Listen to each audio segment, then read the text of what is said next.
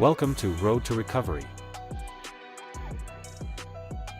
Hi, everybody. Welcome to Road to Recovery, Advocacy and Insights for Trucking Accidents with Sagi Shaked. I'm Matt Sky. Sagi is founder of Shaked Law, Personal Injury Lawyers, and is ranked as one of the top 100 trial lawyers in the United States by the American Trial Lawyers Association. With a wealth of experience in personal injury, wrongful death, and complex litigation cases, he passionately advocates for victims and has recovered multi-million-dollar settlements in damages for his clients. Sagi, thanks for joining us.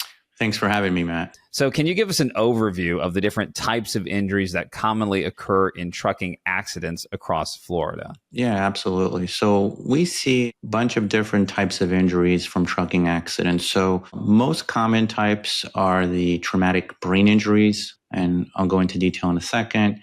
We see spinal cord injuries, injuries to the neck, injuries to the back, paralysis, hand injuries. But the most common two that you see are the spinal cord injuries and the traumatic brain injuries. So a lot of the traumatic brain injuries, sometimes you think of a traumatic brain injury, you would think of someone who's just can't move and sitting in bed all day long. So that's not necessarily the case. You see that a lot. There's what they call, the doctors classify them as mild traumatic brain injuries, where someone looks normal, talks normal, but has an injury to the brain. And then there's moderate, and then there's severe. They use these adjectives. I don't really like them. Anyone who has a brain injury is injured to the brain. I guess they use it for severity purposes. So someone with a severe brain injury would be where they had their head opened and had to have surgery. Someone with a more mild is what they call a closed head injury.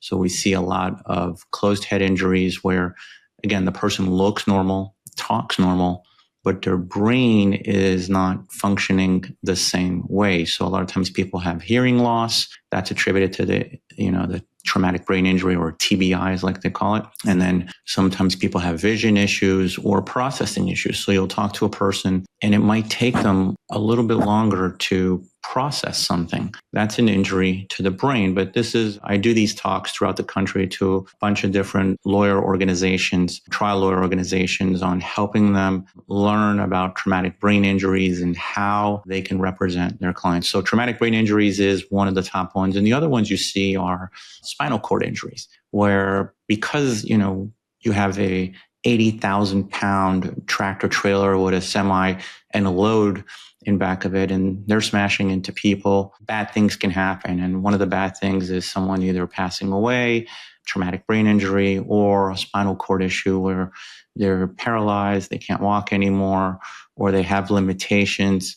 We see a lot of that. There's different types of paralysis. We represented people who have been paraplegics, that's paralyzed from the waist down. And then there's quadriplegics, where all four limbs, you'd have the legs and the two arms, where they can't move them. There's tetraplegic, where three of the limbs they can't move. Unfortunately, this happens way too often, and we'd like to say we can stop it, but we can't. But I think with, suing the trucking companies, we can make a dent and force them to be better and follow those laws. How often are these injuries those very apparent, devastating injuries out of the gate? And how often is it something that may not even be apparent at the scene of the accident, but shows up, over time? So some of the obvious ones are when you have, a wrongful death. Those are generally apparent. Usually you'll see a trucking company smash into some poor family or someone and change their lives. Those are very apparent. And then you have another apparent type of injury is the spinal cord injury. Generally, when the impact occurs from behind or from the side, the spinal cord can get compressed and cause someone to be paralyzed, whether it's a paraplegia or quadriplegia. The ones that are not so apparent are what you called the mild traumatic brain injury cases. The people that look normal, talk normal, but their brains are not the same. For example, we have veterans coming back from war, and they have PTSD and they have brain injuries. Whether they've been in a blast or they injured their head somehow, they come back, they look normal, they talk normal, but their brain is injured. And you see a lot of people, whether it's the veterans, they can't get their lives back together. Not saying all of them, some of them. Some of them where they had a job before, they just can't hold their job. They're not the same person. The family members say it. This applies also to, truck accident victims where they were one person and suddenly it's a new person that's there. It's not the same person. And you hear this from family member after family member after family member. The person is just not the same person they knew. A new person was born on that day because the old person died. Think about football players, for example. Years later, you see how they just become very violent. There's a football player down in South Florida, Junior Seau. He played for San Diego Chargers and then moved to the Dolphins as a middle linebacker. And he injured himself, multiple hits to the head, and I believe he committed suicide. But he looked normal and he talked normal. So most of the clients with traumatic brain injuries look normal, talk normal, but are not. Their brain has been injured, and that's not as apparent as some of the other injuries. Can we touch a little more on this idea of internal injuries and why they're particularly dangerous in trucking accidents? Yeah, so when you have an internal injury, such as a brain injury, for example, or an internal bleed, the bleeds are usually you'll find on the CAT scan at the hospital, but sometimes you'll have a brain injury where, and this happens a lot, and the literature is clear on this, where they'll do a CAT scan at the hospital. So a CAT scan is a scan they do at the hospital to determine if the person has hemorrhaging in the brain or bleeding in the brain. Now, if they say that the CAT scan is normal, does that mean the person's perfectly fine? No, it just means that the CAT scan didn't find anything. Doesn't mean that the person didn't injure their brain. They still need to go see a neurologist and see what's going on, because the CAT scan is not the gold standard when measuring injuries in the brain. The gold standard would be the MRI, and then there's specific types of MRIs that go into detail about the brain, like a diffuse tensor imaging. So those inside injuries that you can't see, sometimes at the hospital, insurance companies will take advantage of it, and they'll say, oh, the CAT scan was normal. The person can't be injured. Well, that's not necessarily true. Or the insurance companies will say the person didn't lose consciousness. So the person can't have a brain injury because you have to lose consciousness to have a brain injury is what they'll say. But that's not true either, because the literature is clear. Now, the reason I know that is, again, when I did defense work, this is the stuff they would teach us as lawyers. If there's no loss of consciousness, it can't be a brain injury.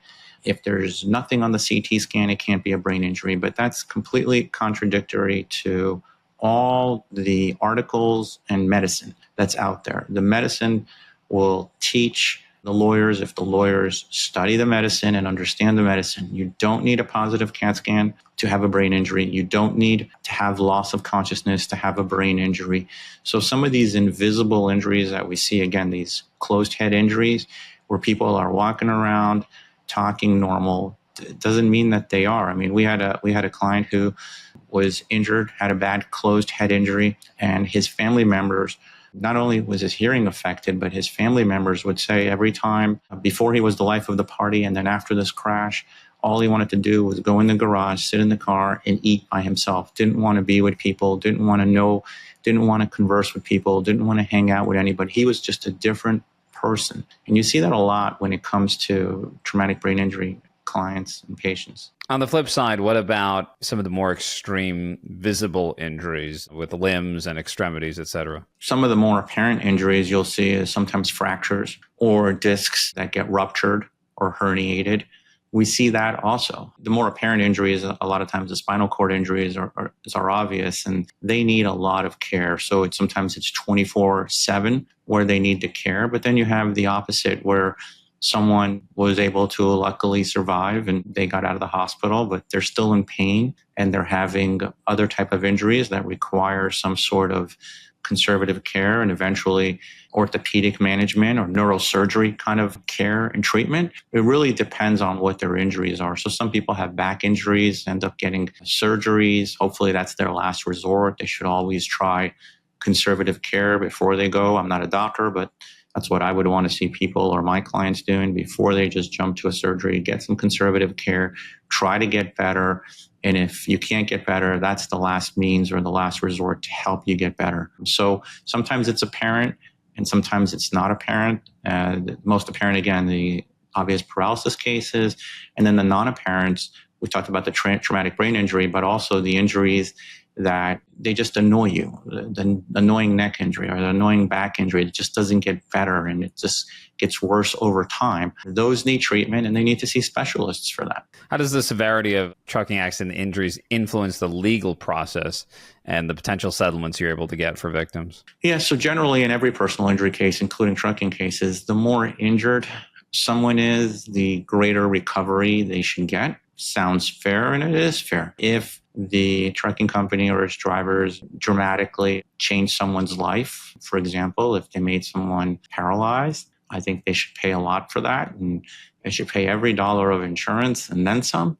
And then you have the smaller type of injuries where obviously it's not fair to compensate someone with a small injury the same as someone who has a catastrophic injury case. So it really depends on case-by-case basis, how at fault the trucking company is, what actions do they have, what actions did they take, what did they fail to do. We see a lot of times they fail to preserve the evidence, even though we sent them preservation letters. So that happens as well. And that can, that angers people. Like, why didn't you preserve, for example, the hours of the logbooks, right? They're electronic. And juries don't like that when the insurance companies and the trucking companies don't do that. So that'll drive up the settlement value of a case. When you have a destruction of evidence, that also drives up the value of cases. When they play games with the evidence, that drive up the value of a case. The person's injuries will drive up the value of the case. And then also the conduct.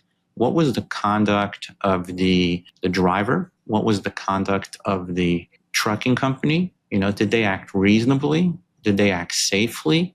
This is what people want to see. And, we all want people to act reasonably and act safely. And if they follow the law, maybe this crash doesn't occur. If they paid attention to the road and not watched a movie while they're driving, we'd all be better in a safer place. But unfortunately, that's not the way the world works, and people don't always follow the laws. You mentioned a bit about evidence preservation. What, in general, are the biggest challenges you face when representing your clients? Preserving the evidence is key. And so you have that as a challenge, because when evidence is destroyed, that's why we like to get called immediately to the scene, because there is preserving the evidence from skid marks to statements. Witnesses disappear. Witnesses' statements change when insurance companies get to them or defense lawyers get to them. I'm not saying every single insurance company or every single defense lawyer, but I've had situations where statements change. What they told the police is now different than what they're telling. And you can read between the lines. So we want to get out to the scene to preserve as much evidence as possible. Again, skid marks, cell phones. Cell phones are key. They can tell you when the person last pinged, where they pinged. Are they being truthful with their hours of service? Meaning they say they only drove for 10 hours, but we have their cell phone pinged at different locations, which is inconsistent with, 10 hours of driving. We know that when they filled up gas, we get the receipts. We know where the receipts show and what time they filled up. So it would be impossible to get from one point to another point, in 2 hours, when it takes the normal universe 5 hours to drive that if they're going the speed limit, unless that trucker is driving 100 miles an hour. So there are things that we need to get at the beginning of the case and preserve. And it becomes a challenge, especially if the trucking company, will follow the rules for that to the T and get rid of items within 6 months. So we want to make sure that immediately we are preserving all the information, again, from cell phone statements to witness statements to cameras that recorded anything on the road, getting pictures at the hospital, getting pictures at the scene, speaking to witnesses, speaking to the defendant and anyone else that could help us, getting in touch with our experts, getting the measurements done, preserving the scene so we don't get taken advantage of and the client doesn't get taken advantage of by the insurance company who has their team out there right away. And Sagi, I know we touched on this a little bit, but what are the ranges of medical treatments required for trucking accident injuries?